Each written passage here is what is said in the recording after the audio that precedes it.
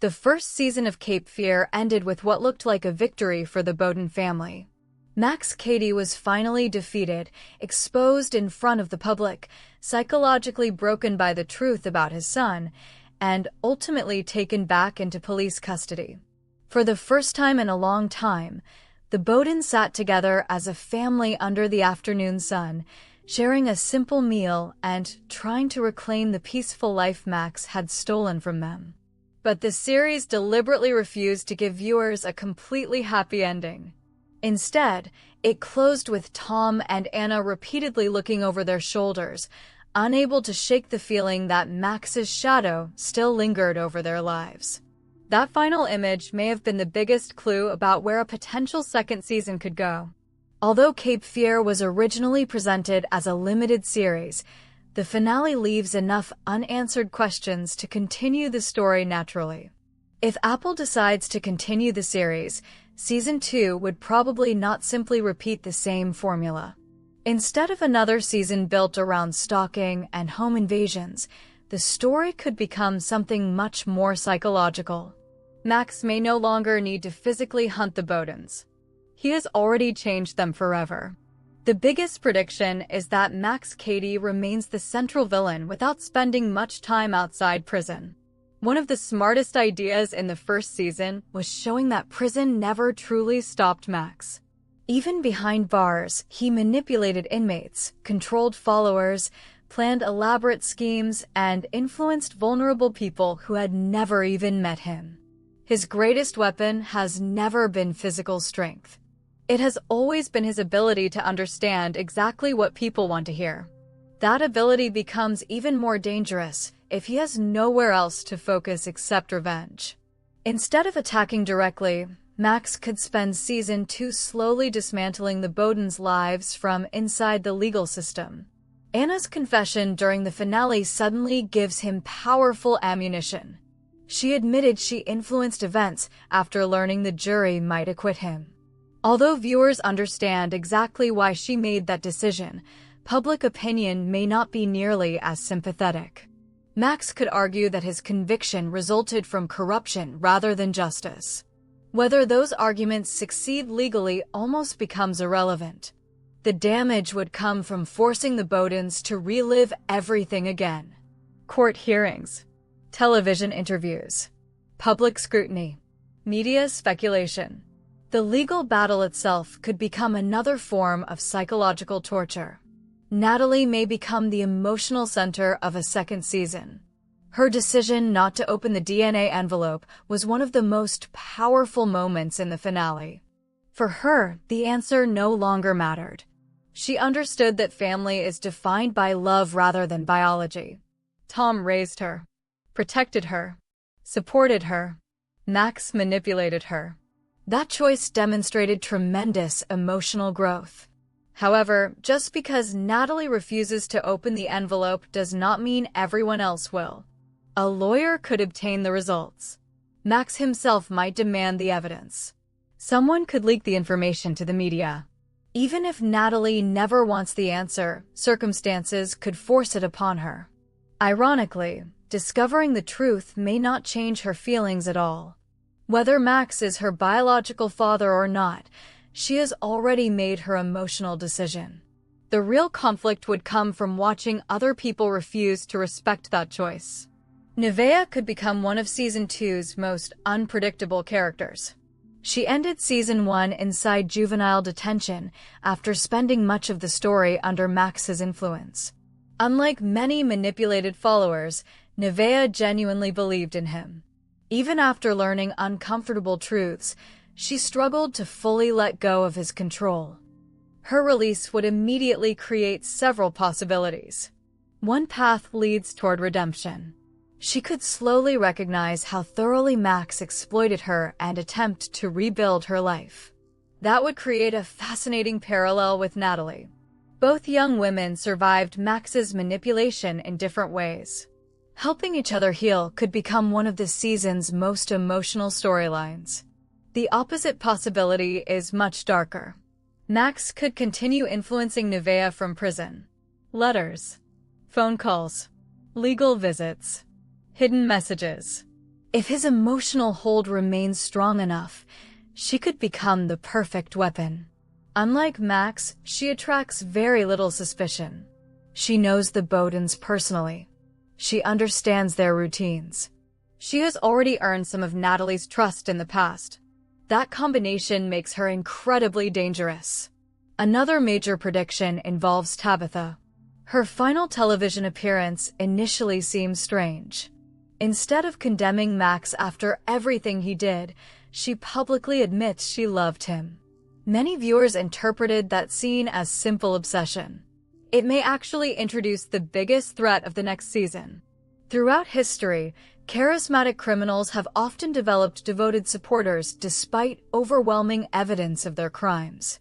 Max possesses exactly that kind of personality.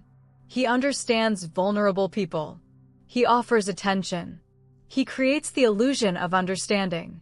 Season 2 could reveal that Tabitha is only one member of a much larger group. Imagine online communities defending Max. People claiming he was framed. Others believing Anna manipulated the justice system. Some might even argue that Max became the true victim. That possibility feels especially believable because the finale already exposed Anna's role in influencing the outcome of his trial. Suddenly, Max has a narrative capable of attracting new followers. The Bowdens would no longer face one dangerous man. They would face an entire movement built around him. That kind of enemy is much harder to stop. Tom and Anna's marriage also faces enormous challenges. The finale suggested they had finally rediscovered each other after surviving unimaginable trauma. Shared survival often creates powerful emotional bonds. Unfortunately, trauma does not simply disappear once danger ends. Every loud noise, every unexpected phone call, every unfamiliar car parked outside the house. Each one could trigger memories of everything they endured. Their marriage may survive. Living with constant fear may prove much harder.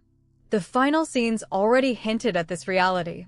Even during a peaceful family barbecue, neither of them could completely relax. Those repeated glances over their shoulders symbolize post-traumatic stress more than immediate danger. Season 2 could explore that psychological damage in much greater depth. Zach's recovery deserves similar attention. His memories were manipulated throughout the first season. Although he finally remembered the truth about Tom, healing from that level of psychological abuse will take much longer. The series has an opportunity to explore how young people recover after prolonged emotional manipulation. Rather than treating Zach as magically healed, the story could honestly examine setbacks, therapy, family support, and rebuilding trust. That would make his character one of the strongest emotional anchors moving forward. A major structural change could involve shifting the conflict away from physical violence. Season 1 featured kidnappings, murders, break-ins, and terrifying confrontations. Trying to repeat that escalation might actually weaken the story. Instead, Season 2 could become a courtroom thriller mixed with psychological drama. Imagine Anna defending herself publicly while journalists question every decision she made decades earlier. Imagine Tom losing professional credibility because of renewed attention surrounding the case.